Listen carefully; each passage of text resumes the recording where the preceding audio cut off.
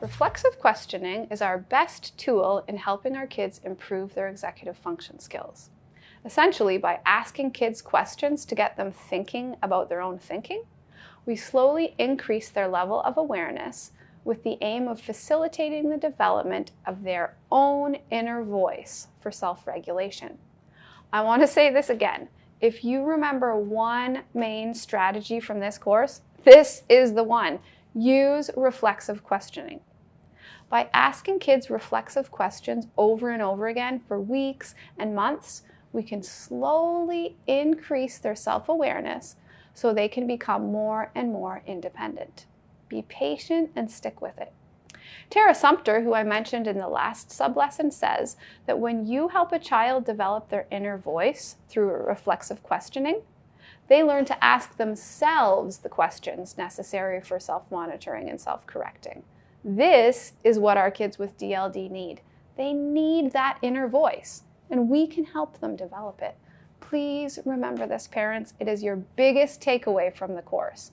Practice reflexive questionings with your children consistently, and this really does take time. So, here is an example. Let's say your child is getting ready for school and can't find their library book that is due that day. They are frustrated, you are frustrated, and they seem stuck. They aren't taking action to solve the problem, or maybe they tried one thing and then gave up. You could ask them, when we can't find something that we need, what would help us? Well, the answer is to make a plan where we don't give up after trying one thing. What steps should we put on our plan? Then you can guide them. Well, number 1, check the bookshelf. 2, you might want to check on top of the dresser. 3, check under the bed. 4, check if it's already in your backpack, and so on. Number 5, you might want to look behind the couch. 6, if we still haven't found it, apologize to the librarian and tell her we will keep looking after school. Later on, you could also speak with your child about keeping library books in a designated place. Now, let's be honest, sometimes school mornings are way too chaotic to have a chat like that. So figure out what works best for your family. I have 4 kids, aged 4, 7, 9, and 11, so we aim to sort these things out the night before due to other morning chaos. Don't beat yourself up if you can't incorporate reflexive questioning all the time. Nobody can. Just do it as often as you can in times and places that work well for your family.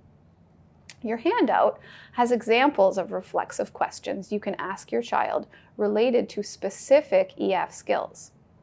When you're just getting started on using reflexive questioning with homework or specific assignments where there are right and wrong answers, and you're not sure how to phrase your questions, you can start with the phrases Tara suggests, which are, when you say blank and you state the error, it makes me think of blank.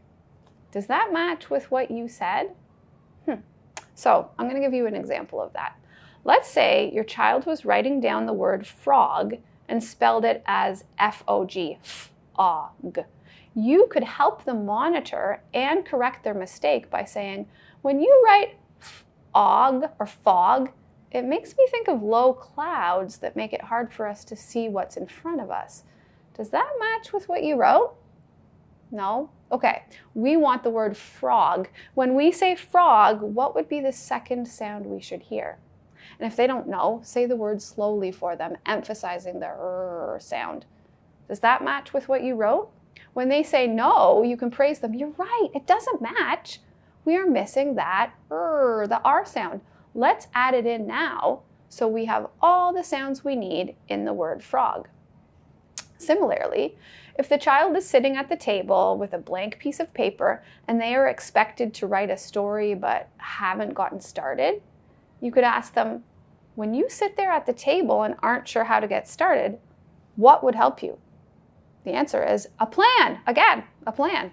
So then you can work with your child to develop a plan together, listing out all the concrete steps they need to follow and visualizing themselves completing all these steps. The steps could include getting a graphic organizer, making an outline, writing a sloppy copy, going through their checklist to check punctuation, capitalization, spelling, vocabulary, and so on, making sure they check off each part as they go and then writing a good copy. We will talk more about this later in the course, so don't worry if you don't quite get it yet. The point I'm making here is that we want our child to increase their awareness in various situations of what they need to get or what they need to do in order to be successful. They need a plan. And then they need to check off that they've followed each step of the plan. You can help your child make the plan in the early days, but eventually we want our children to sit down with a homework assignment and listen to their own inner voice, which says, what do I need to get started? I need a plan. How am I going to write the plan?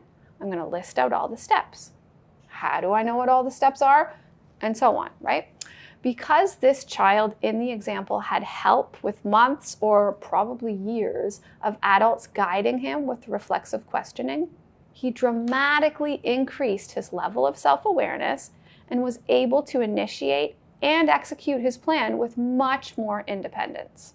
We will continue to discuss this as we continue.